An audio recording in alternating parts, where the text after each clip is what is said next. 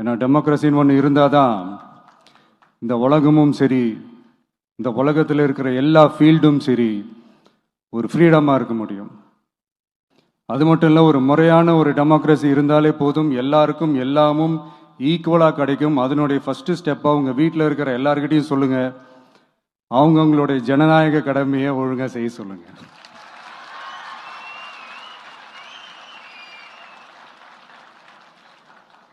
ஜனநாயக கடமையை சரியாக செய்கிறதுனா அது ஒன்றும் பெரிய ஒரு விஷயம்லாம் கிடையாது, சாதாரணமான விஷயந்தான். நல்லவங்க, நம்பிக்கையானவங்க, இது வரைக்கும் ஊழலே செய்யாதவங்க யாருன்னு பார்த்து தேர்ந்தெடுக்க சொல்லுங்க. அவ்வளோதான், ஆஸ் சிம்பிள் அஸ் தட். அதுதான் அந்த கடமை. நான் ஒரு 2 years பேக் இதே ஸ்டூடெண்ட்ஸ் ஃபங்க்ஷனில் நான் சொல்லியிருந்தேன், இந்த காசு கொடுத்து ஓட்டு வாங்கி ஜெயிச்சிடலாம்னு நினைக்கிறாங்க இல்லையா, அவங்கள அந்த கல்ச்சரே யாரும் என்கரேஜ் பண்ணாதீங்க, யாரும் காசு வாங்காதீங்க, உங்கள் பேரண்ட்ஸ்கிட்டையும் எடுத்து சொல்லுங்கன்னு நான் சொல்லியிருந்தேன். அதை அப்படியே ஃபாலோ பண்ணுங்க.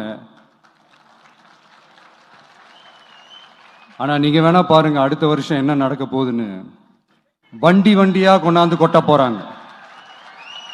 அது அத்தனையும் உங்ககிட்ட இருந்து கொள்ளையடிச்ச பணம் தான். என்ன பண்ண போறீங்க? என்ன பண்ணணும்னு உங்களுக்கு கரெக்டா தெரியும்.